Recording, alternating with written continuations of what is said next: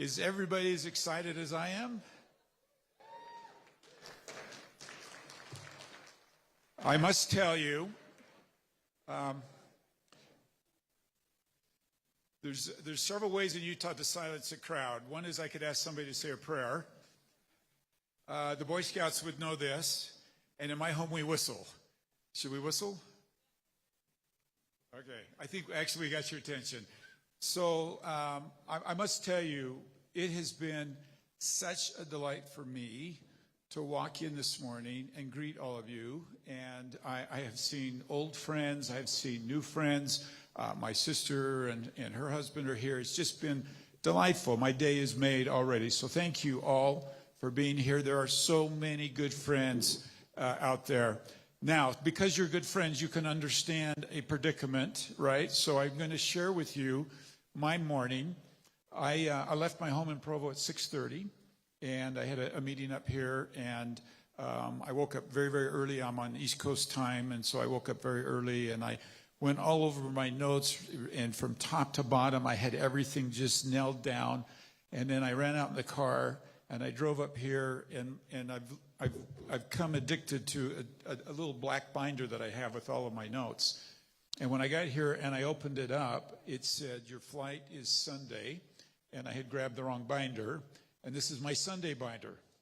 So all of you will need to be just a tad bit patient with me as I rifle through the last-minute printing everybody tried to do to redo my notes, but I think we're okay. And since we're among friends, you can be a little patient, right? Thank you. So welcome to this fourth annual Conservative Climate Summit. That's a big deal. I'm gonna give you a few housekeeping items first.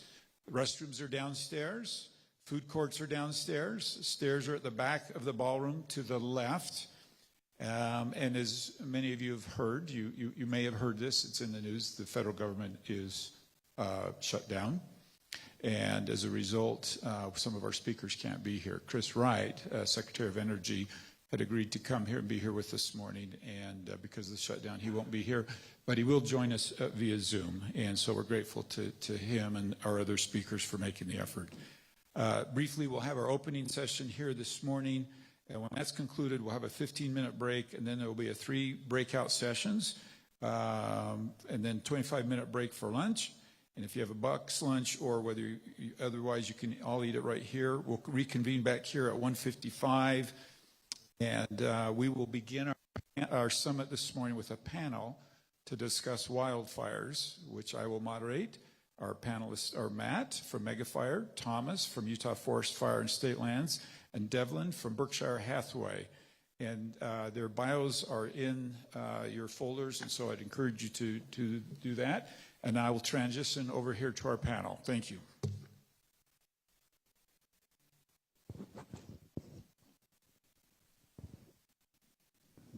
Okay, gentlemen, thank you for joining us this morning. Wildfires are a big deal. We saw this summer a record number of fires across the country. And so let me just start. I briefly gave your names, but if you would all just take 30 seconds and give them a little bit more context for how you find yourself on this panel this morning. So hi, my name is Matt Weiner. I'm the founder and CEO of Megafire Action. We are a nonprofit focused solely on enacting policy solutions to catastrophic wildfire. I arrived in wildfire in part because in working in Congress for a long time, I realized that this is a problem that we, A, have the agency to solve with huge climate implications, and B, there's actually a pathway forward, and therefore we need to be demanding that our policymakers do more to solve the wildfire crisis. Are you able to hear? Okay, so it's just me. All right, sorry. Sorry, Matt. No, not at all. We need to do more to solve the wildfire crisis. We can do more, and that's what brought us here, is that we've been really engaged in the Fix Our Forest Act, which is bipartisan legislation to improve the way we plan, permit, and respond to wildfires. And Senator Curtis has been a great leader on this, and we really have a pathway forward with a markup expected Tuesday in the Senate Agriculture Committee. Good. So we'll come back to Fix Our Forest because it's obviously a big part of our conversation. Thomas? Yeah, so I'm Thomas Peterson. I'm the Central Area Manager for the Utah Division of Forestry, Fire, and State Lands. I started in wildland fire with the U.S. Forest Service back in the early 2000s and have been in suppression for my entire career up until about the last year. Things have changed in wildland fire in the last 20 plus years quite drastically, and I'm super excited for the Fix My Forest Act because we've got to get ahead of it somehow. Thanks. Devlin. First and foremost, Senator, thank you for inviting us to come to Utah and speak on this panel on this important issue. My name is Devlin Don Eschrews. I'm the Director of Government Relations for Berkshire Hathaway Energy. Based out of our Washington, D.C. office, I lead our wildfire policy portfolio on the federal side and support the work that our folks are doing in the states where we operate. From a utility perspective, we're really focused on what I would categorize in three ways. Preventing wildfires from happening, and that's where Fix Our Forest comes into play. When they do happen, ensuring that communities can recover quickly. And then third, stabilizing our industry so that customers, like the folks in this room, aren't experiencing rate shocks due to the costs associated with wildfires, and that we can make the investments in the future to power this growing demand for energy. So when I wrote the questions for this panel, I talked a lot about Fix Our Forest, and my staff said, you probably shouldn't brag so much, but they all brought it up. So let's just deviate for just a second to make sure everybody in the audience knows about Fix Our Forest. So last year in the House, Bruce Westerman and Scott Peters, the Republican and Democrat, advanced a bill out of the House of Representatives called Fix Our Forest. Came over to the Senate, and I couldn't get my Democratic senators to go along with their bill. So we spent a number of months working, and I'm just really, really pleased to tell you that today, 2 Democratic senators, 2 Republican, myself and Tim Sheehy, the Democrats are Senator Hickenlooper and Senator Padilla from California, have found consensus on groundbreaking legislation on how we manage our forest. And it's really a big deal. Thank you. And I think it's exactly what the American people want us to do. And it's what you don't hear enough about, right? That these things are actually happening. And it was mentioned it'll come through committee next week in Ag. So let's just start with that first question is how will Fix Our Forest impact what you do and your perspective and why it's important? Devlin, we'll start on you and come back this way. Well, no, I appreciate that question, Senator. Excellent question. From the utilities perspective, it's very clear. It allows us to do more of the wildfire mitigation work that we need to do quicker, right? Wildfire seasons are getting longer, and the periods where we can operate and do the work needed to prevent them from happening is getting shorter. And so anything that we can, any support we can get from Congress or from the federal agencies to speed up that work is helpful. And so in this Fix Our Forest Act, it does a couple things for us. One, it expands the hazardous tree zone to 150 feet. That's important because when our crews are out there doing the vegetation management work along our right-of-ways, if we identify a hazardous tree, now this is a tree that is dead or diseased, right? We're not just going in there and clear-cutting forest. If we can identify it, this bill will allow us to take it out when we see the problem versus identifying it, going back to get more permitting, and then having to bring all those crews back out there to take care of those trees that we've already identified. So it speeds up that process. It also allows us to do this crazy thing, right? When we cut a tree, it allows us to remove it without a timber sale permit, right? We currently can't do that, right? We're not in the business of selling timber.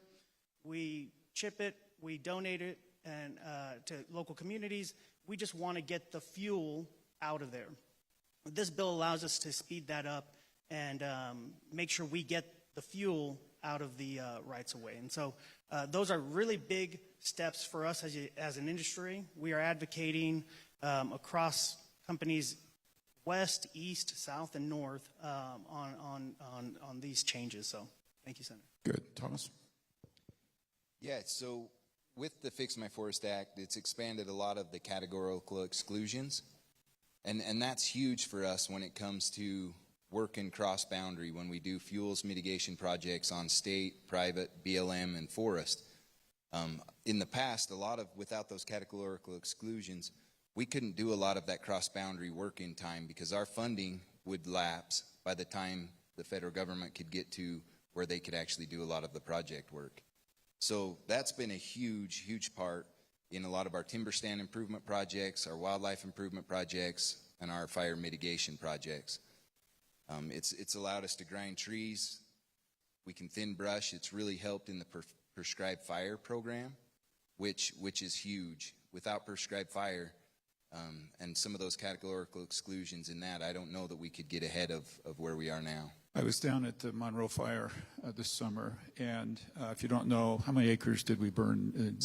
74,000. It was a huge fire, and they showed them, the Forest Service showed me where they had been able to do prescribed burns before the fire, and it mirrored almost exactly the outlines of this fire. In other words, where they had done prescribed burns, they were able to contain the fire, and so it's a big part of management. Yeah, I'm just going to take a quick step back because I know a lot of folks here are not as familiar with the wildfire issue, and say it's all going to burn, right? I think it's important to understand that the West needs fire to thrive in its ecosystems, and we're not going to stop the West from burning.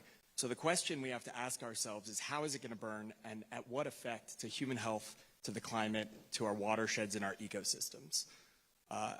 Right now, because of decades of oversuppression, where we put out some fires that didn't need to be put out, that would have been beneficial for the landscape, because of a lack of land management over the last several decades, and because of climate change, we have an issue where our western forests are a tinderbox, and there's no way to get fire on the ground in a way that is beneficial.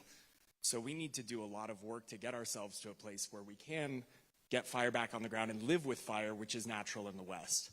To do that, we would need to treat with mechanical thinning, prescribed fire, and other methods about 50 million acres over the next decade. Right now, in a peak year in 2024, we did 800,000 acres. We need to be at 2 to 3 million a year. And by the way, that number is down now in 2025.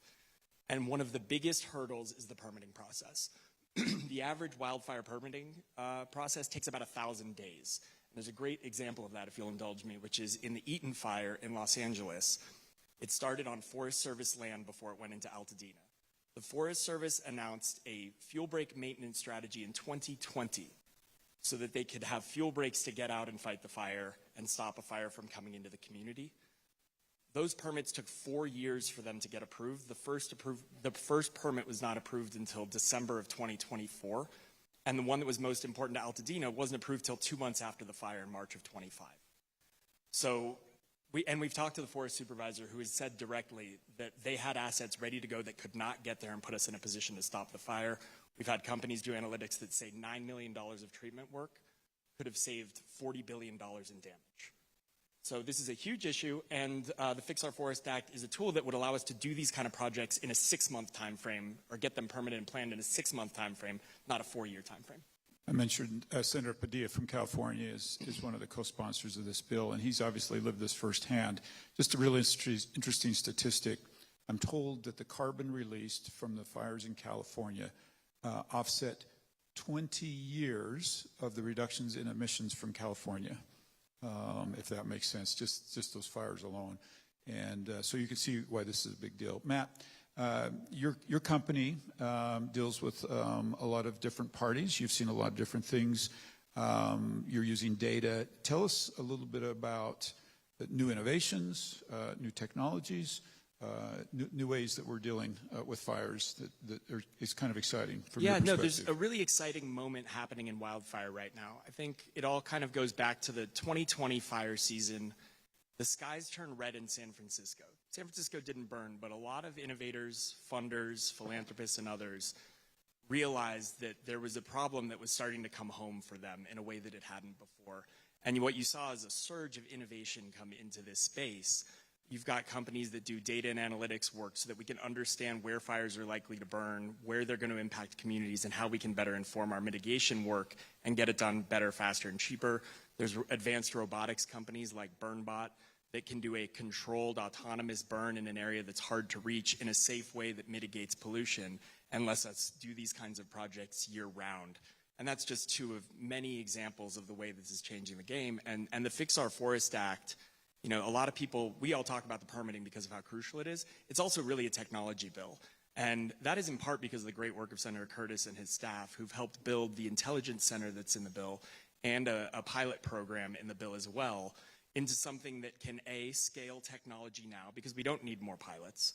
We know that the technology is here. What we need to do is deploy it at scale and get it in the hands of people who need it now to get the job done faster.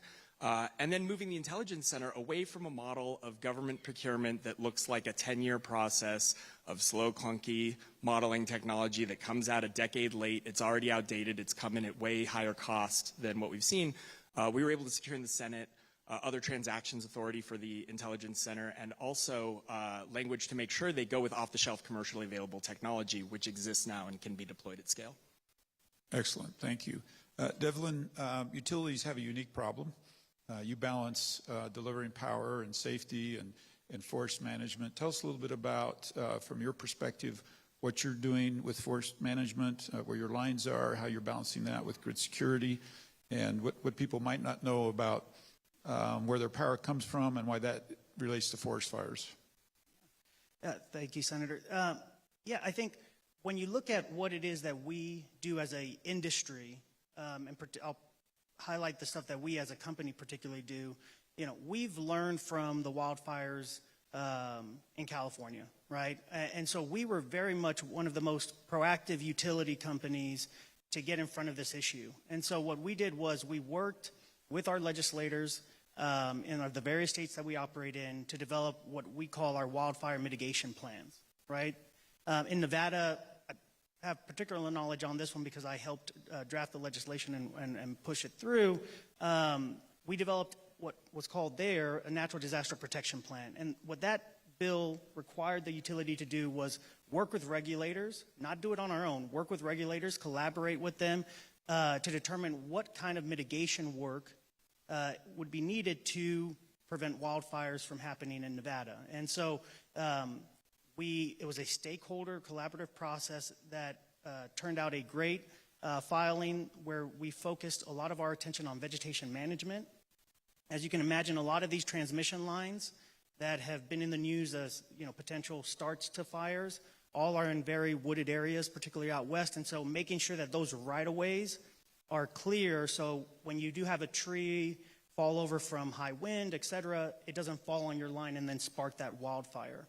We've tried working closely with Forest Service and other federal agencies to make sure that they can manage their land effectively, because if you think about it, there's plenty of scenarios where wildfires started on federally managed land, grew out of control, and then went into where our infrastructure is and encroached our infrastructure. And so now we have this kind of weird dynamic where our task used to be to focus on keeping the lights on, right? Like our commitment to customers was keeping the lights on.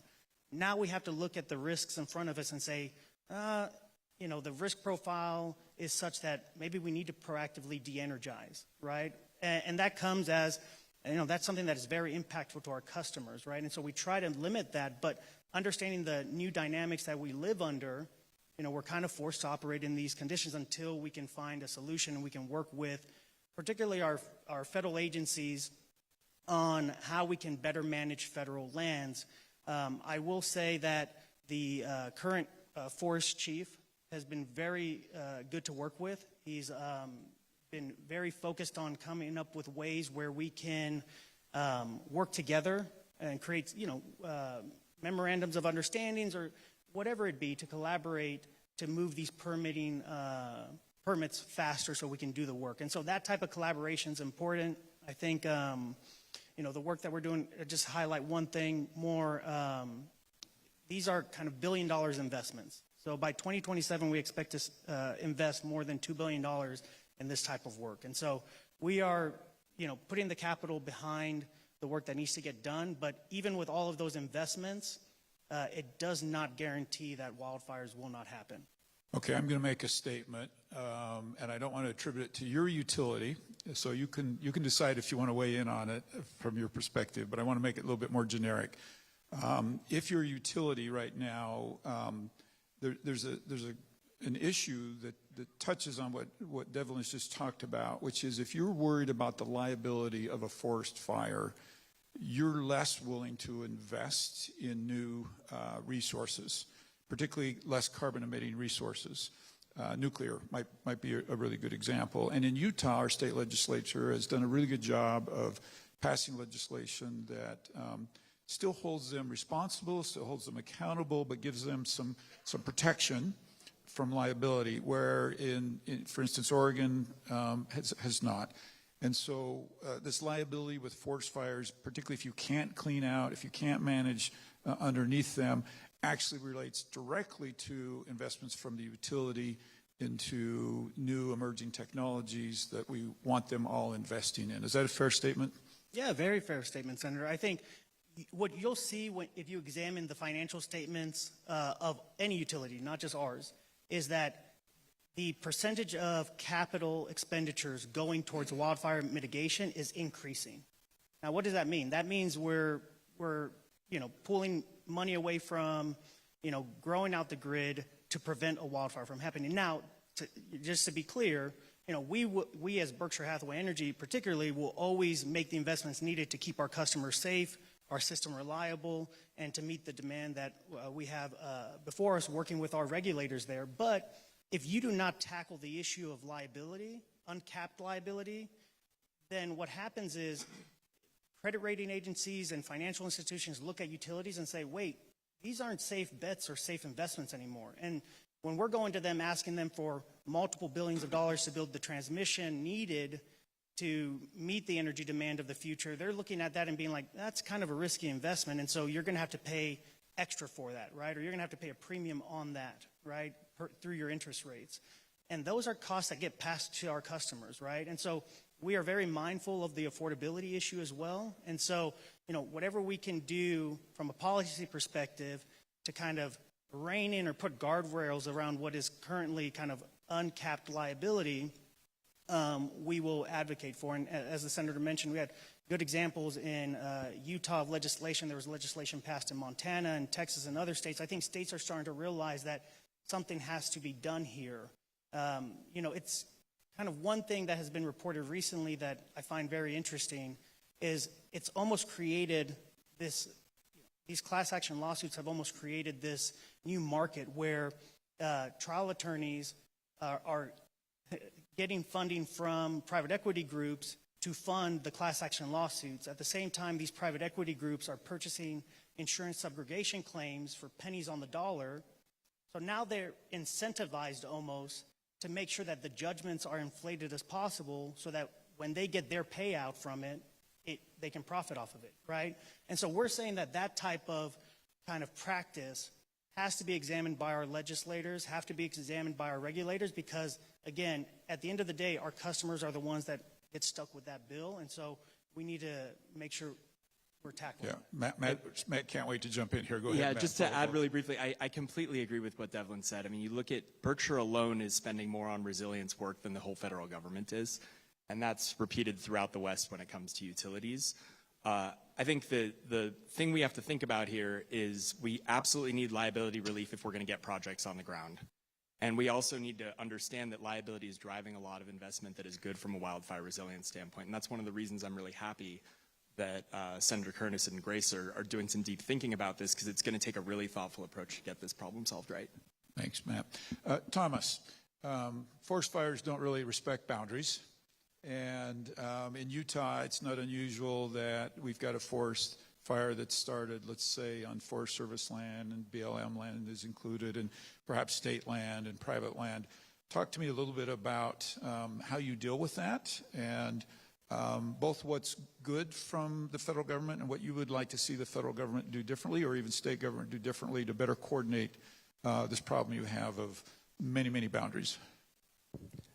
So I'm super lucky where I'm at now with the Fish Lake National Forest that we've got. One thing that makes us successful in the state of Utah is that collaboration. The Forest Service, the federal fire agencies, the BLM, BIA, we really are an interagency group, the state of Utah. And when we do have fire that crosses boundaries, our objectives are the same when it comes down to it. The one thing that I think could really be improved, and one of the struggles is the contracting in the federal government. A lot of times that is put on the state because their process is so tough that we have to pick up that load and don't have the staff to try and keep them on pace. That's one thing that is really tough.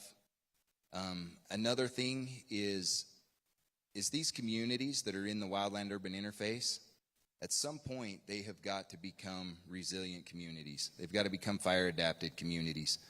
When we have a fire on the landscape and we have to spend that first initial push trying to protect communities, homes, infrastructure, and all of this other stuff that we built in the urban interface, we've exhausted a lot of resource in that initial push. And that's a tough one.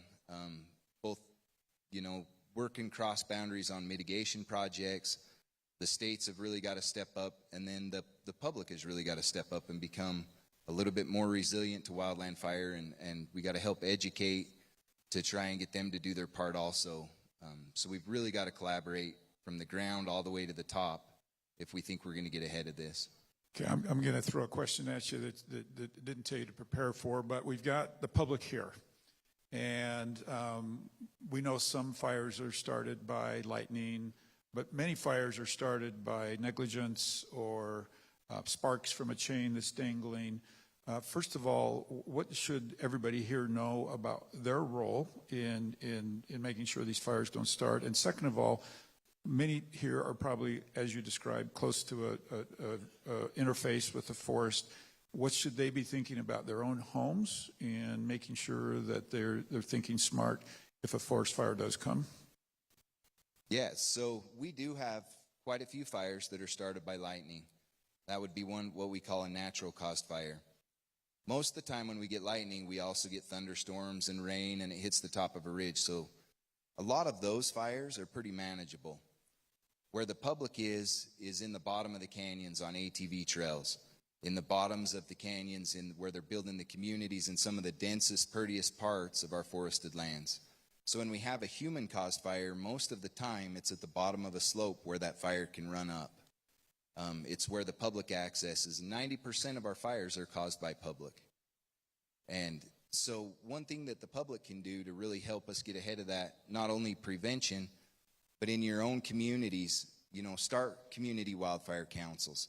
Help educate the neighbors about defensible space. And there's so many simple things that can make such a big difference.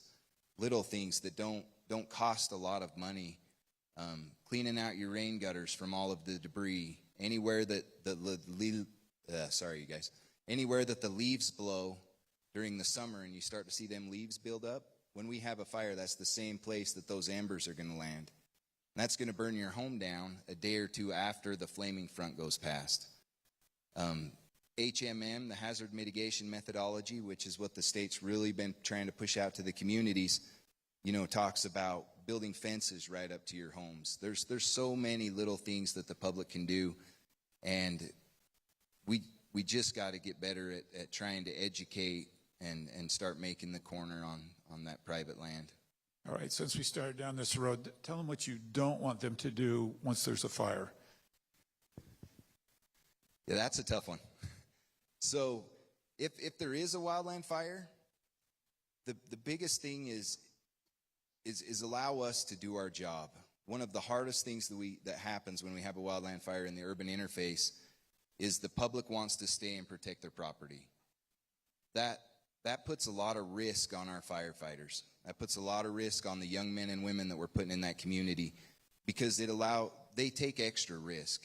When so-and-so's up at their cabin and they won't evacuate, they have that emotional attachment, and then they're taking more risk, and it takes more resource. Evacuate when we ask, respect the closures. A lot of times we do closures on the forest and on state and private lands for the time being to try and keep the hazards down. But if we can't keep the public out, we have to put more resource into trying to keep them out. And it's all about public safety. So the biggest thing is just try and allow us our space and our time to do our jobs when there is a wildland fire. And don't fly a drone. Correct. Okay, good. Nobody here would do that, but you can tell your neighbors, right, not to do that. Matt, I'm going to start with you, but this is a question for all of you. We know what we measure improves. So what should we be measuring, right, that either that we're doing and could do better, or that we're not doing, or that you've seen very effectively done to help reduce forest fires? Yeah, so, right now it's hard for people to believe this, but there is no entity in the United States that measures, tracks, and assesses risk across landscapes and jurisdictions. There's no one that takes a holistic approach to understanding our risk and figuring out how to buy that risk down. And that can look different in different places. In Los Angeles, you may need to do some more community defense work. In certain parts of Utah, you may need to do better forest management. And where we need to get is to a place where we know what a given dollar of mitigation is actually doing to buy down our risk, as opposed to these random acts of mitigation that we've seen over the last couple of decades here. The intelligence center that's created in the Fix Our Forest Act is a really important tool, because for the first time we'll have someone looking at the whole picture, not just their narrow slice of it. And that'll let everyone take a sense of how to do cross-jurisdictional planning in a way that Thomas has talked about here. We've seen where that's been deployed in communities. People have been able to get better risk reduction at lower cost and get those projects on the ground faster. Good. Thomas? Yeah, fire's natural in our ecosystem. If you look at some of the different vegetation types, like our spruce and fir, it's supposed to have fire go through that every 10 to 80 years. That's just what we call the fire interval. Our sagebrush is every 20 to 40 years. On the Fish Lake in central Utah, we did a big study, and some of those areas haven't had fire through them in 240 years. That's how far behind the curve we are. And companies like Megafire, hopefully in the future will help us really see where those areas are, so that our fuel treatments projects are in places that buy us the most. Hopefully we can get some of the landscape back to pre-European. That's going to be about 11% increase on mitigation annually to ever get back to that point. So there's a lot of work to be done. I would just add something, just a bit more to what Matt added. He hit the nail on the head with most of what he covered there. I would just say, what gets measured gets managed, right? And so if we can understand what's being done on federal lands, then we as a utility can plan accordingly to what the type of work we need to do. I think collaboration from our perspective is going to be number one, right? In a place like Nevada, you have almost 90% of land in Nevada is federally managed or owned, right? And so we have to work closely with our state and federal agencies across the West to come up with a game plan. I think we have one good example in Nevada that I can point to, which is we have this wildfire resiliency corridor that NV Energy collaborated with the Forest Service on, where we created this kind of cost share master permit model where we'd go in and cover 100% of the costs from, and I'm throwing arbitrary numbers out here, apologies, I don't remember it off the top of my head, from 0 to 10 feet. From 10 feet to 20 feet, we'll cover 75% of it. From 20 to 50 feet, et cetera. Like, it becomes a cost share with the Forest Service, but it allows us to get a lot more work done quicker, particularly in a region like Lake Tahoe on the Nevada side, where it's a tier 3 wildfire risk zone. And we need to tackle this problem because in a state like Nevada and in many states out west, 50% of our population lives in a wildland urban setting. And so 50% of our population is at risk of being impacted by a wildfire. And so we need to, collaborate with the federal government on this. And so if you have partners that are willing to move those permits and work with us, we're not trying to bypass any requirements. We're trying to work to just get the stuff processed quicker. That's a big step. And just one last point on this, which is, we're talking about metrics that better inform what we're doing. This is also about accountability. I think if the public actually saw the kind of work we're doing and how much money we are wasting right now, they would be appalled. And this is about holding the Forest Service and other federal agencies accountable to actually do the risk mitigation work that they're saying they're doing. We've been trying to get the Forest Service to do performance metrics for over a decade now, and this bill would finally require them to do that in a timely manner. Excellent. We're sadly running out of time. You get the sense that this group could talk forest fires all day.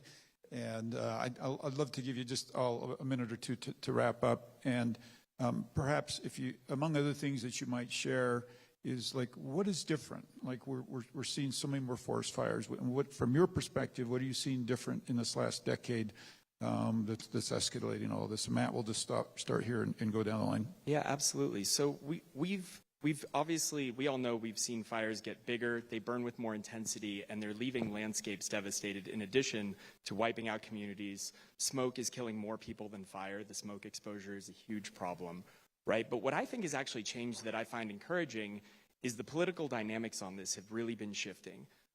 Traditionally, you've seen a lot of folks in the Democratic Party concerned about doing anything to improve land management. There's deep legacy of worry about the timber wars and what they see as the excesses of the 80s and 90s by the Forest Service in the timber arena.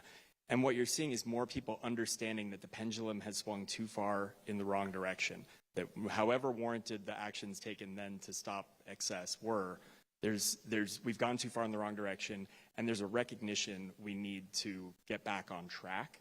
And I think that's really important. I also, in general, think that there's a new understanding that we need to move with greater urgency. We need to move now. We need to move fast, but we also need to move responsibly. And that's something that's really relevant to the energy permitting debate and to other things that are of a lot of interest to folks in this room. And I think Fix Our Forest can be the model for how we do that.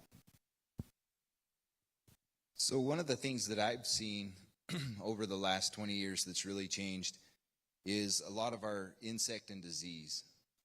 That has definitely increased on a huge scale. Drought has changed drastically. It's changed our fuel types after fire.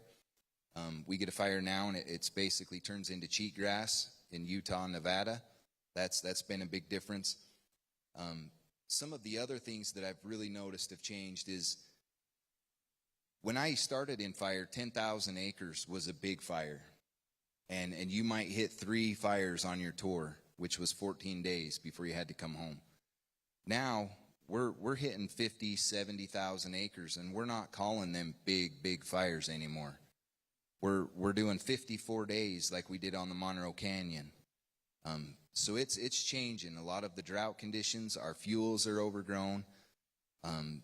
We've taken fire out of the ecosystem for so long that if we don't figure out how to manage it mechanically, prescribe fire, whatever it is, we've got to get ahead of it. But what is the answer there? Because once we burn and we manage it, we've got to figure out what's coming in next. So I think we've got to figure out how to get ahead of it, not just be proactive. I'm just going to build off of what both of these gentlemen said. I mean, the wildfires are just becoming more intensive. They're becoming more urban, or they're happening in more urban settings, which we just historically haven't seen before. And, you know, we are doing everything we can to prevent it, and we're still seeing them, right? And so, you know, trying to tackle that issue, like Thomas was mentioning, I think he touched on it best from the operational perspective, is huge. To Matt's point, I will say I've heard the same thing. I go and I talk to Democrats and Republicans alike on this issue, and you're not hearing political talking points anymore when it comes to wildfires. Everyone's looking at you and saying, what is it that we need to do? It used to be that I used to go in there and the only topic that, you know, let's say when I'm talking to Democrats, it'd be like, well, wildfire pay. I'm like, yes, that's important, but there's a whole other tranche of issues that we have to deal with. And now when I sit down and talk to them, they're like, well, what do we have to do? I see many Democrats tell us that the work that's being done in Fix Our Forest is important. They understand it, particularly Western Democrats who kind of represent communities that this bill will help. And so continuing the education there, letting them know what it is we're doing on the ground, the investments we're making, and highlighting how bills like Fix Our Forest are the best shot we have at really combating this increasing issue that we face out west, and then just growing from it, because I don't think we can stop at Fix Our Forest, and that's why I'm so thankful for Senator Curtis, and he introduced a bill when he was still in the House related to a wildfire fund, which is really important if we really want to tackle the type of investments and the growth and the opportunity, because that's really what I'm talking about, that AI and technology can bring for the future. We really need to tackle that to make it possible. And so thank you, Senator, for that introduction. Look forward to working with you on this. So an amazing panel. Thank you, panelists. I'll just simply wind up by saying the reason that Fix Our Forest is so significant is that you have two Republicans, two Democrats who came together and sat in a room and just pounded it out. And I don't think any of the four of us feel like we're making compromises. We found that cross-section between what was important to all of us. Now, as you well know, legislation is hard to get through. Just to give you an update on Fix Our Forest, I think it will go through Ag Committee next week. I'm told that we picked up 3 of the Democrats that have already said on that committee that they'll endorse it. So we're very optimistic that this bill can get through the Senate and get into law and immediately make a difference. And if I had one regret about Washington, D.C., it's that too often you don't hear about these types of bills. You hear about all our dysfunction. So here's one on the good side. Thanks, panelists. Amazing. Appreciate you being here today. Let's give it up for our panelists.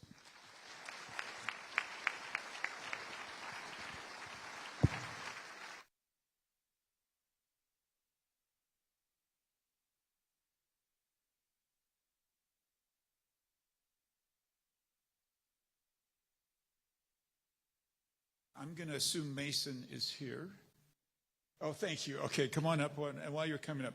So we did switch orders with Mason Baker and Chris Wright to meet Mr. Wright's schedule. So we're going to turn the microphone over to Mason. Mason's the CEO of UAMPS. I'm not sure if everybody knows, come on up, Mason, what UAMPS is. The easiest way to describe it is it's a conglomeration of cities, many of them from Utah, that have municipal power. And they buy the power for their cities and operate outside of the traditional, what many of you know as Rocky Mountain Power's network. So with that, his bio is in your folder, so I'm not going to waste a lot of time there. We're going to turn the time over to you, and thank you, Mason, for being here. All right. Good morning, everyone. It is great to be here. Again, I'm Mason Baker. I am the CEO for Utah Associated Municipal Power Systems, and I'll give a little more background on what UAMPS does. But before I do that, I would like to just thank Senator Curtis for giving me the opportunity to speak here. I think it's incredibly important these days that we have these types of opportunities to get together and talk about a tough issue like climate change and do it in a constructive way and really kind of get back to a nice civil discourse. I just think that is something that we all need to work hard on. And thanks. And thanks, Senator Curtis, really. I mean, it's that's actually why I told my wife I was doing that this morning. So other quick thanks is Senator Curtis was incredibly supportive of UAMPS as we were developing a small modular nuclear reactor project, also with the support of the Department of Energy. NuScale was going to be the technology provider. We terminated that project back in 2023. I'll speak a little bit about that, but Senator Curtis was incredible in his support there. Also want to thank him for his support on the preservation of the investment tax credits for renewables and the recent legislation that came out in the One Big Beautiful Bill. I do think it's very important that we continue to be able to deploy renewables, and we really appreciate that support there. I know that was extremely difficult. So what is UAMPS? UAMPS, we're what's referred to as a joint action agency. We have 50 members in 6 western states. The majority of our members are here in Utah, and our mission really is to provide them with their wholesale power needs. And our members are municipals and co-ops that own their own electric systems. So we want to make sure that we provide their wholesale needs on an ongoing basis and do it in the most affordable way possible. You can also think of us as a little different than a traditional investor-owned utility, where really the communities that we serve are our ratepayers. So we make decisions, and we're always looking at what is best for our ratepayers. Something unique about UAMPS, our members get to decide what makes up their resource mix. So if we have a member that wants to have more renewables, we can do that for them. Overall, our strategy for our members is to take a portfolio-based approach to developing resources for them. And another way of saying portfolio-based approach is similar to what you hear as the all of the above strategy. That's something that our governor here recently has been speaking about, which I really applaud. And from our perspective, we think a portfolio approach is really the right way to go about developing resources. We think it can result in the most economic, affordable, long-term, sustainable power supply for the members. And it's tough. I mean, it is very difficult to do long-term investments these days with some of the uncertainty that we face. We do not have a federal energy plan that sets clear guidance for us. What we've been dealing with as electric utilities for the last decade plus is a change in administration every 4 years. And with that, that brings a fair amount of regulatory uncertainty for long-term investments. And that is something that we have to grapple with. That's another reason why we think the portfolio-based approach is really kind of the right way to go about it, because we're not putting all of our eggs in one basket. Some other things, related to this conference in particular, we as an industry are incredibly subject to changes in weather. For UAMPS and our members, about a quarter of our energy each year comes from hydro. So if it's a dry year, we are heavily impacted. So we are always watching what's going on with the weather, and that's a very big deal for us. Another thing that we think about as far as this portfolio-based approach, and I think this is something the whole electric industry should be concerned about, is having fuel diversity. You can think of fuel diversity in different ways. It can be the fact that renewables don't have fuel per se. You can think of the sun and the wind as a bit of fuel diversity. And I think for UAMPS in particular, one of the issues that we're focused in on, and you're seeing this across the board with electric utilities, is there's a big movement to developing natural gas fired generation. And a big reason for that is the data center load growth that we're seeing. There's a tremendous amount of new electric demand that's happening right now, and it needs to be served quickly. And there's a huge focus towards natural gas development. And when we look out and do sort of our long-term planning, right now we have about 21% of our energy coming from natural gas. 10 years from now, and we're in the process of developing two new natural gas projects, we're anticipating our energy about 2033, up to 50% of our energy could be natural gas. And the reality is that's probably going to be pretty similar for a lot of electric utilities as we try to meet all of the demand that's coming. And that's something to be concerned about from a portfolio-based approach and putting too many eggs in sort of one basket.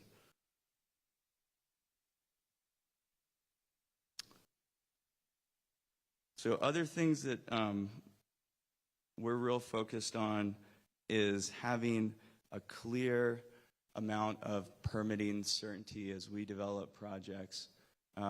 It's extremely difficult to develop projects these days. The permitting process needs to be expedited. Appreciate the senator's work on permitting reform. That is a critical issue for us. And as we think about trying to keep up with the demand that's coming, we have to get faster at permitting these projects. We cannot do 15-year permitting cycles for transmission projects. That is not going to work moving forward. So that is something that we have to figure out as a country. And then once the projects are permitted, we need to have comfort that the permits are going to be honored. When we think about the situation that happened with Revolution Wind, the offshore wind project, where it was 80% complete off the coast of New Jersey, and then they stopped it, that just does not work. We cannot do that moving forward. The reality is that's going to slow us down in meeting new electric demand. It's also going to increase pricing. That's going to create a fair amount of uncertainty from an investment standpoint, and that's just not going to work.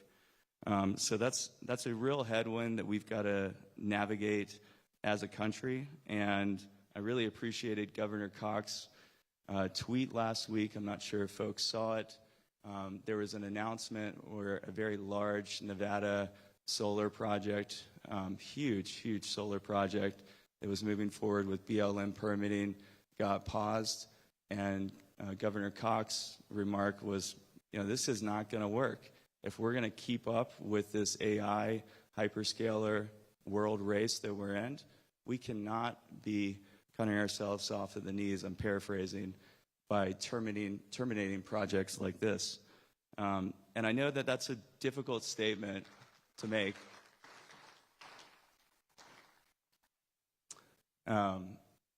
Because, at this point it seems like some statements like that aren't met with the right reception. So I do really appreciate that. I think I'm running a little short on time, but I do want to talk a little bit about nuclear and how we see that as UAMPS. Spent over 10 years developing our nuclear project, and I think it's an extremely exciting time for nuclear at this current place that we're in.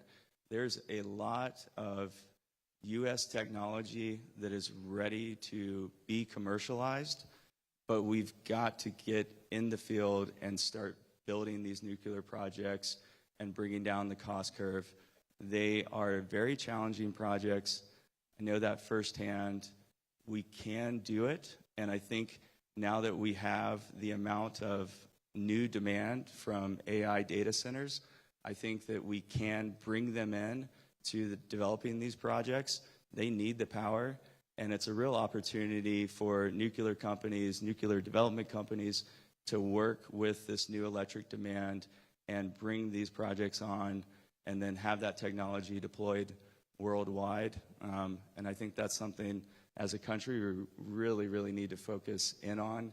And it comes back to, if we're going to have a portfolio approach of resources, I really do think nuclear plays a part, natural gas plays a part, solar, wind, batteries. From our perspective, that's going to be the least cost, least risk way to go about it that can really benefit our member communities. So again, I really appreciate the opportunity to be here with y'all, and enjoy the rest of the day.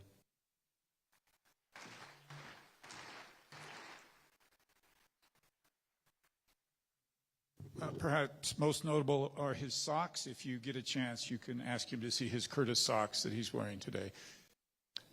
It's now my pleasure to introduce Secretary of Energy Chris Wright, and I'm going to assume our team is ready with that. Okay, Chris Wright is the 17th Secretary for the U.S. Department of Energy. Secretary Wright has worked not only in the oil and gas, but nuclear, solar, and geothermal.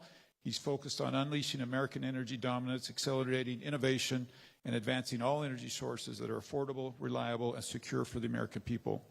Chris Wright grew up in Colorado, graduated from MIT, and did graduate work at MIT and U.S. Berkeley. He currently lives in Washington, D.C. with his wife, Liz, and is a passionate grandfather, skier, cyclist, climber, and outdoor enthusiast. Secretary Wright, I believe if you'll give us a few minutes after your speech, I'll ask you a few questions for the group. Thank you for joining us today.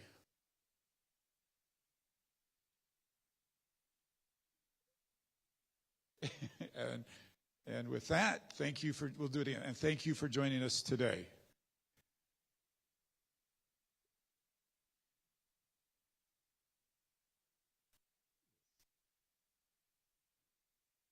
There we go.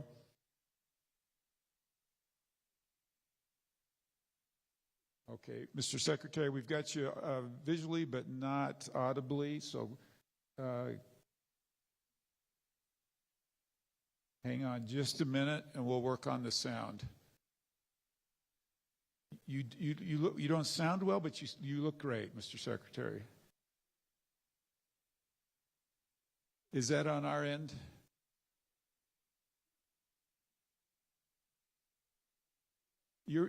Are you muted on your end, Mr. Secretary? Yes, I can't. We got you. Hear you guys. Can you hear me now? We can hear you. Yes. No, we lost you. Mr. Secretary, try it again. You can hear me in that convention. We can hear you. Yeah. Okay, you're good. Go ahead. Now I can hear you. Good. Yeah. So sorry to not be there in person. You're on. Yep. You start with some. We've got a few questions for you, but you go ahead and share your thoughts, and then I'll ask you a few questions. Fantastic. First of all, thank you so much for having me here at the event today.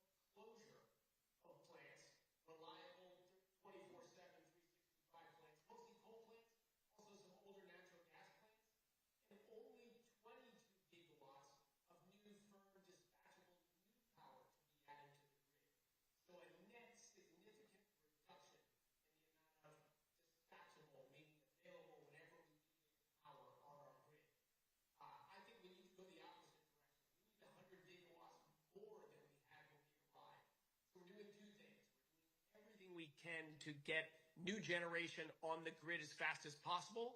We're doing things to try to get more power generation out of existing assets, better transmission of that, so we can essentially get new power just out of better power to move it. And we've got to stop digging the hole of closing all of those assets slated to close. Some 100-year-old out-of-the-money plants, yes, of course they should close, but we have a lot of coal plants that have 10, 20 years of life left in them that are reliably generating electricity today. We can't afford to take those offline. We will risk blackouts. We will stop our ability to move forward with AI. We will hamper our ability to reshore manufacturing in the United States. So we need to be energy addition, not energy subtraction. I'm all about technology and innovation, and I know Senator Curtis is going to talk to me about that, and I'll wait for that. But first of all, thank you all for being there, being part of this great cause. I appreciate what you're all doing, and let me turn it over to Senator Curtis. All right. I'm going to set you up with this first question, Mr. Secretary. This morning I met with the University of Utah. They shared some just exciting things with me that they want to do with energy. I've been down to the San Rafael Research Center where they're exploring nuclear, and it's just really exciting. I've been to Beaver, where you know well we have geothermal, and it's just exploding all over the state. Will you make a commitment to this group that you'll come see me here in Utah, and let me show you all the great things we have here so we can partner with you to meet the goals that you've just talked about? 100%, I make that commitment. Look, the governor of Utah, or Utah senator, right? Both the Utah senators are pro-energy development. Utah's a fantastic state with an awesome energy future. I can't wait to get there with you and see all the exciting things that are happening and see how the Department of Energy and the administration can help in any way we can. Yes, I commit. Okay, I love it. Now, based on the season, we may be able to throw in some hiking or cycling or perhaps skiing. So we'll tempt you with that. So let me go back to this innovation. You've said, and by the way, I hate when people read me my quotes. It's always scary. But you've said many times, innovation beats regulation. Let's talk about, you get a front row seat to innovation. So share with us the things that you think are really exciting that are out there, and where's the action happening, and what might surprise us as new technology coming on board? So, Senator, I think you've hit a couple of those. Nuclear energy, fission energy, came out of the gate strong in the late 1950s and rapidly grew to 20% of U.S. electricity production. This was first-generation technologies. It was very good, not perfect. We had some safety scares. We had political winds blow against nuclear. And then we had federal government regulations and frankly, public concerns that really smothered the growth of nuclear energy. I think we're about to turn that corner. We are going to see a nuclear renaissance. Utah absolutely is going to be a key part of that. So these new small modular reactors, there's all different designs. Some are going to replace diesel generators in remote areas. They're less than a megawatt. Some of them are hundreds of megawatts. Some of them are 10s and 20s. We have hyperscalers in the AI space that really want to see nuclear happen. They're bringing equity capital and signing power purchase agreements together with our loan program office at DOE and many other efforts. We're really going to see nuclear move again. Nuclear is going to become sexy again. I'm also super excited about next generation geothermal. And frankly, Utah is the leader in that. There's a 400 megawatt next generation geothermal plant under construction in Utah right now, moving rapidly. That can expand. We could have multiple gigawatts of new firm dispatchable geothermal generation in the state of Utah. And I'll end with fusion. I went to college over 40 years ago to work on fusion energy. We've made slow, steady progress for 40 years. That progress is now rapid. In the next few years, during this administration, we're going to see multiple pathways to get more energy out from fusion than energy's put in. Now, to get it to a commercial technology and on the grid, that's going to be several more years. But that exciting technology that always jokingly they say it's 20 years away and always will be 20 years away, it's no longer 20 years away. We're going to see fusion energy happen. I hope we're going to see continued advancement in energy storage as well. So lots going on in the energy space. I love it. I'm going to take you back to nuclear. It's talked a lot about here in Utah. I do think we clearly have some sites in Utah that would welcome it, would be very appropriate for nuclear, and would like to see it. Our state legislature and our governor has said, hey, we'll go into special session on the drop of a dime if we need to do whatever it takes to bring it here. So a couple things about nuclear. You mentioned we need 100 gigawatt more. That would be like 100 full-size nuclear plants, like the big ones, right? Yes. That's going to come from some of these other innovations, but a lot of that gigawatt is going to come from nuclear. And yet we've seen, I don't know if you were able to hear, you probably weren't, UAMPS, the director, the CEO spoke just before you got here about their attempts. They tried for 10 years to get permitted, finally had to, the weight of it crushed them. As you well know, some companies are able to carry that weight and move through it, but we're just not breaking through those barriers very fast and with permitting. And how can we, in the Senate, in my role, in your role, how can we move nuclear as forward as fast as we need to do it and satisfy the safety issues as well? So great question. Of course, Senator, you're injecting that realism in there. 20 years ago, I was excited about a nuclear renaissance, and it never happened. So yes, if we keep doing what we've been doing, it won't happen this time either. But I think we have tremendous efforts underway to change that. You know, we had President Trump issued 4 executive orders, very specifically aimed at different roadblocks in nuclear. New people are coming into the Nuclear Regulatory Commission. There's an excitement there that we're going to use technology and innovation to just move the regulatory process faster. Of course, the most important things there are safety, safety, and safety. That is not changing. But previously, I think it had been safety, bureaucracy, bureaucracy, and safety. We've just got to be smart and efficient and focus on safety. Next generation reactor designs are much more inherently safe. If everything goes wrong, they automatically turn off. You have to actively keep them on. That's a critical way nuclear should work. First generation plants, and we saw that at Fukushima, you needed to actively cool them. And when the tidal wave came and flooded the diesel generators, unfortunately, in the basement, the active cooling stopped, we had a meltdown. No meaningful release of radiation at Fukushima. The fear was much worse than the reality, but we still had a major system failure. New generation reactors won't do that. We're going to get, we also have money approved by Senator Curtis and the House to re-establish uranium enrichment in the United States. We'll be announcing awards on that soon. Multiple commercial businesses, some of that work may be in Utah as well, to enrich uranium. We're doing the same thing on fuel supply. We're trying to get hopefully 10 plus reactors critical in the next 24 months, several of them next year, at least one of those in Utah. So that's fast. That won't be electrons on the grid, but that will be the full nuclear energy systems running through heat transfer, and all you would need was a power engine on the other end. So by demonstrating these reactors quickly, we're going to speed up the regulatory process and speed up the ability to finance and get commercial buy-in. My loan program office in the Department of Energy is going to provide a lot of low-interest capital to developers. We're going to change the calculus enough. I think we're going to see a lot of shovels in the ground and nuclear moving across the country, but absolutely in the state of Utah.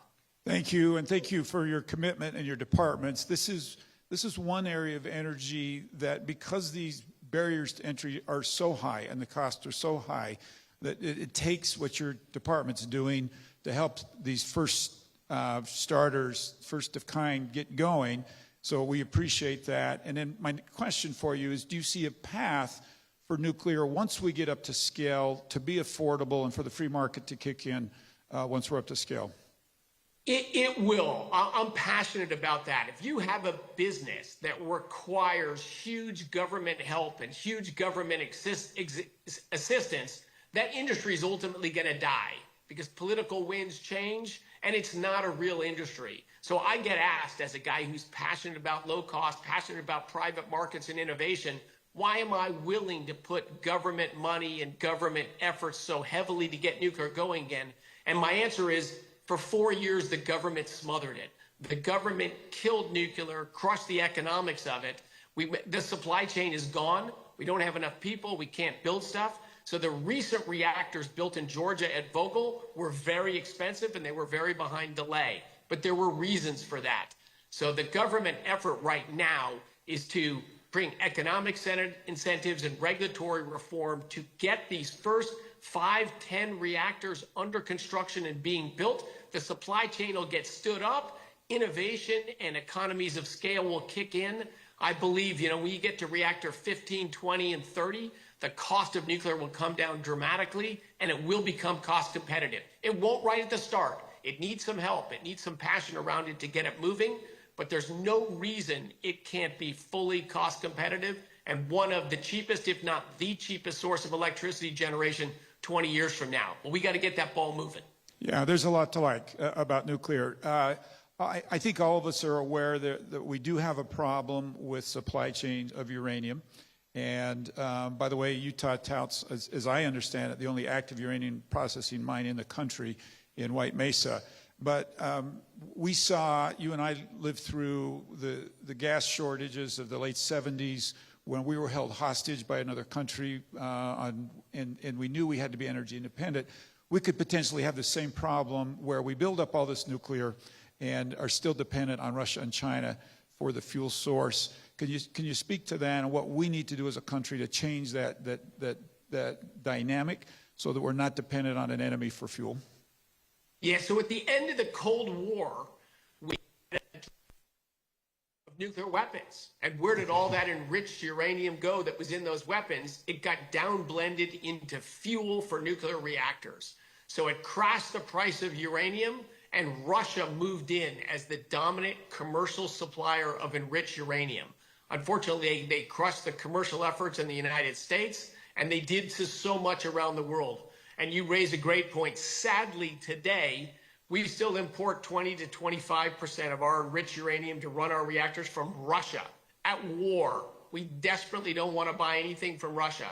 So we are, again, using some financial assistance, but most of the money is private businesses building new capacity. It takes some time, but in the next 3 years, and we have a law, and Senator Kurz was a leader in this law, to ban the import of enriched Russian uranium. So we'll be off it in 3 years, and we want to build so much enrichment capacity in the United States that we're a net exporter of it. We're going to supply our allies in Canada and Korea and Japan that have a lot of nuclear reactors. We want to be an exporter of that fuel and source, but sadly we're not there today. But that's a mobilized America passionate about energy, solving that problem.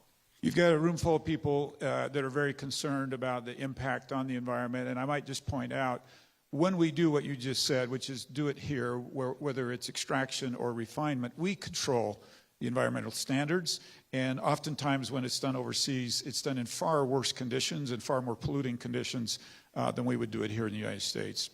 Absolutely. I think you could say that about energy across the board. Fortunately, we're not dependent on overseas oil production. We're not dependent on overseas natural gas production anymore. We can do it better here in the United States, cleaner, smaller impact, and better economic benefit for the United States, and export our better, cleaner energy sources to our allies around the world as well. All right. This is an important question for you. Utah really aspires to be a leader, not just in the United States, but around the world with energy. So if you could give a message to our business and our political leaders about your advice for what we should do in this moment, this opportunity to take advantage of it so that Utah can lead out, what would your advice be to our state? So energy in the long run, every business in the long run really depends on private capital and private businesses. Again, if it's heavily dependent on the government, it's just a temporary business. So, and Utah, I think, is off to a great start here to be a great welcoming environment for building energy infrastructure in the state. Because if you build nuclear power plants, you expand your natural gas power plants, you develop geothermal energy, you grow your ability to generate electricity and deliver energy in Utah, guess what? Data center developers will come, critical mineral miners will come, manufacturers will come. Everybody's looking to source their businesses now. One of the key things they're looking for, is there available energy? Is it reliable and it's affordable? I'm going to go into that state. But Utah's got abundant resources, awesome geothermal resources, a lot of land, great potential for developing nuclear reactors, as is already talked. Utah's got one of the great early on developed oil and natural gas field in the Uinta Basin. That could become, that growth with just a little improvement in infrastructure, that could be an exporter to the other states in the country and bring jobs and economic opportunity to Utah. So I've heard the senators and the governor's passion for the gigawatt future and double electricity production Utah. Utah absolutely can do that, and I think the mindset and the attitude to get it done is there. What it means is to build energy, you have to build big things. There was a while where everyone thought the world was dematerializing. All we need is computers and software, and we don't want anything big or dirty around. And we ship so much of our industry to Asia. We didn't get rid of that industry. We just moved it out of our sight. Instead of modern, clean natural gas or nuclear powered plants in the United States, we have manufacturing plants in China powered by coal, producing the same stuff we need, and then including polysilicon and wind turbines and steel and cement, loading it on diesel-powered ships and bringing it back. That's not green. Green is to build these energy-intensive and large physical materials in our own states with great regulations and great innovation and in a clean fashion. So, yeah, the more that's done in Utah, the more that's going to be done well. Thank you. All right. It's hard to have a conversation about energy anywhere, but especially in Washington, D.C., that doesn't include the word permitting reform. But interestingly, I find that you'll get in the Senate 100 different definitions of permitting reform, and in the House 435 definitions of permitting reform. So what is your definition of permitting reform? And what is the one thing that we need to break loose? Everybody knows we need to do this, but it seems stalled. What would you like to see us do to break through this permitting reform problem that we have? Yes, and you're right. Everyone's got a different view because, right, everybody wants to build what they like the most, and they don't want to build what others want to build. And so I do think it's critical that it's bipartisan. In fact, we can't pass anything that's not bipartisan. But real permitting reform means serious parties from both of the major political parties come together and discuss what their priorities are, what they think the roadblocks are to development of this infrastructure, and how can we make it easier. Let me tell you one that we're in the midst of right now because we're able to do it mostly at the agency level. We passed in the 1970s the National Environmental Protection Act, NEPA, which is that if you build something big, and if it involves federal dollars or it's large scale or federal land, you've got to get a review of what's your impact on the environment. That's a very thoughtful, reasonable idea that came into law in the 1970s. But then it really got off track. It wasn't about thoughtful consideration of the environment. It just got weaponized into a way to sue and to stop and then appeal the suits. And it has really been the main tool that has stopped so many things from being built. Natural gas pipelines, electricity infrastructure lines, wind farms, solar farms, any factories, anything large scale is become very hard to build in this country. NEPA was the tool used there. So President Trump ordered all the agencies read the law from the 1970s and issue updated NEPA guidance that's consistent with its original intent, not with what it has become. And so we have done that. The Supreme Court weighed in on this issue as well and issued a unanimous decision about a Utah case, in fact, about getting rail transport of oil out of the Uinta Basin that was being slowed by NEPA challenges. It's fantastic when you see something unanimous in the Supreme Court. So it wasn't one side or the other side saying, yes, that is not what NEPA was intended for. So I think this NEPA reform is going to be helpful. It's going to be much easier to build things in the United States. We need that because we got to build data centers. We got to grow our electricity grid. We want to reshore some manufacturing that we sent overseas back so that Americans have those jobs and opportunity. And of course, we have to have those critical minerals, rare earth magnets, and all these things where China concentrated its control and is holding us economic hostage.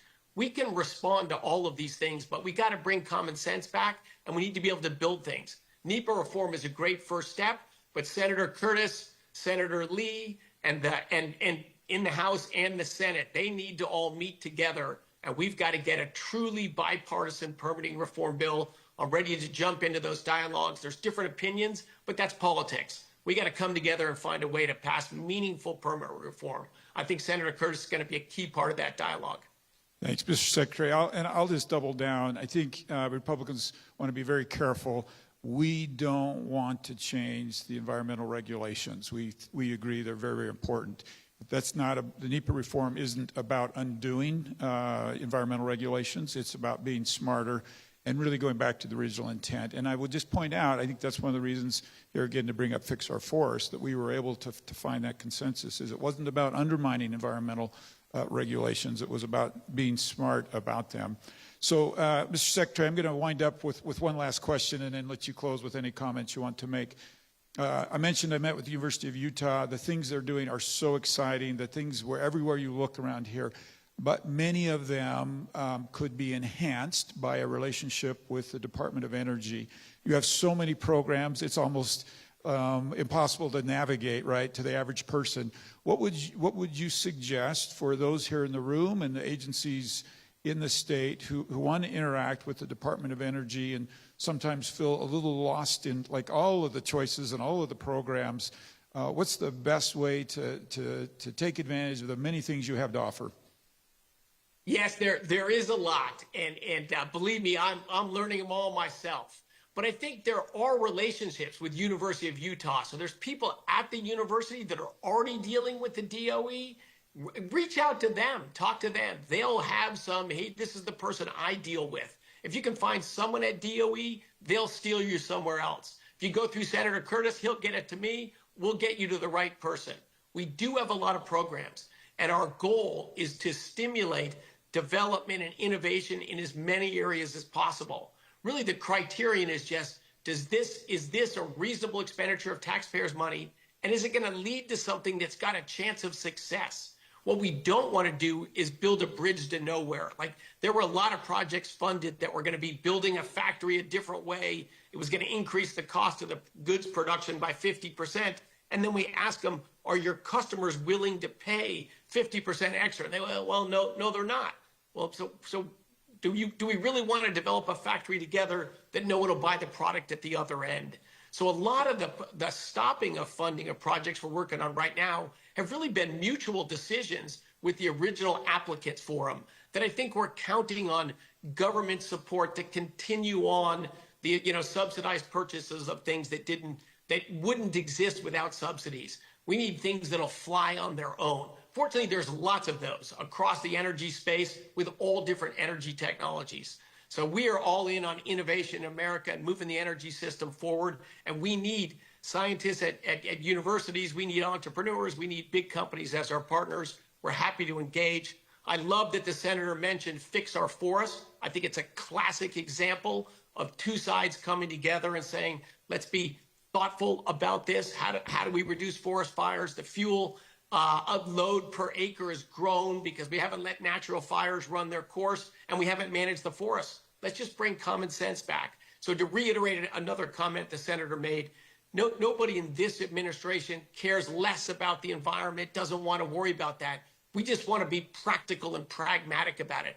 One of the great joys of my life, I grew up in Denver, not far from where you are.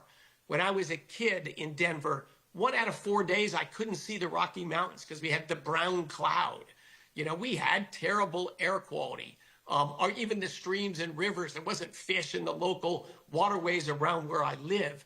And 50 years later, the population has grown fourfold. The economy's grown massively. The air is massively cleaner. The waterways have stream and fish in them.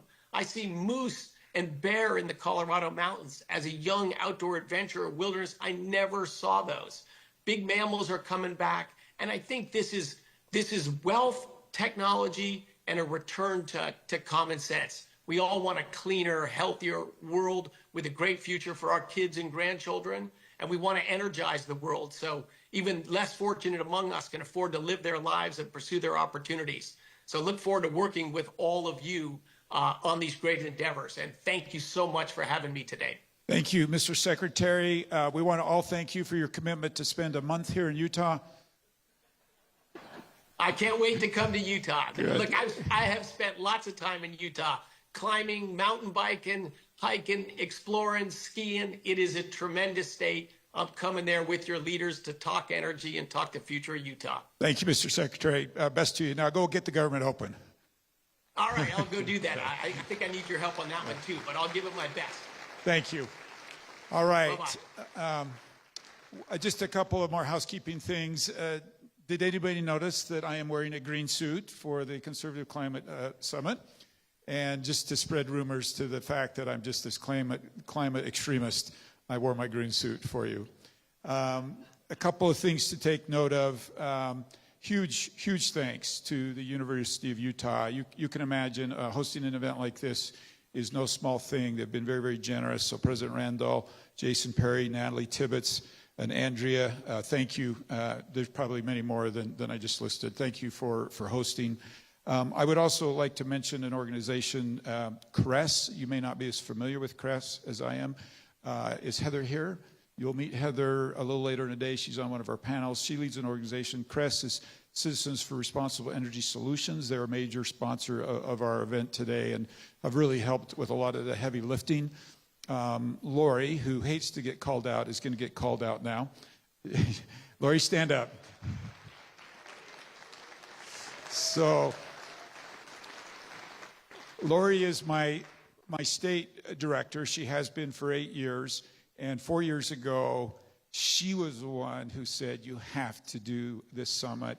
She put that first year massive amounts of her own time and energy into that first summit. She's done so for 3 in a row. And this year, Crest finally picked up just some of that. Lori still did a lot, but a heavy piece of it. So thank you to our friends at Crest for doing that. But there's more. And I hate to even start mentioning, but I'm just going to read off some of these organizations that have been so helpful. Clear Path, this is a little into the weeds, but you should know that when I first started all of this, Crest and Clear Path joined together to form an organization called the Conservative Climate Foundation. That foundation functions out of Washington and brings speakers in for members, supports us, helps us travel to see things around. It's been very helpful. Crest now takes a major lead on that, but thank you to Clear Path for being here today and for their part in that. The Western Way, Taurus, a super exciting company here in Utah with that you ought to get to know. Conservative Climate Foundation, Emerson, Barker Levitt, Ryan, I think, had to leave. He was my first deputy chief of staff, and he's very instrumental on the outside. Tons of volunteers. I mentioned Lori, but my staff, I've got a large number of my staff here. I won't stop to call them out, but thank you all for all that you've done on this event. American Conservative Coalition, ACC, also very instrumental in the kickoff of this. Grayson, where's Grayson? Grayson Massey's been very helpful. Sugar House Strategies. Alex, I know you're out there. Just a ton of good friends that have made this possible and added to the lightening of the burden of pulling off an event like this. So with that, we'll now take a 15-minute break and start the first of our breakout sessions at 10:45. Breakout rooms are to my left, the East Ballroom to my right, the ballroom, the West Ballroom, and the end of the hall further to my right. The Saltaire Room, we will meet you back in this room after lunch at 11:55 p.m. My staff will be looking for wanderers who can't find a breakout room. And we have, as you can see from the agenda, some amazing breakout sessions. And then we'll see you back here at 1:55 p.m. Thank you.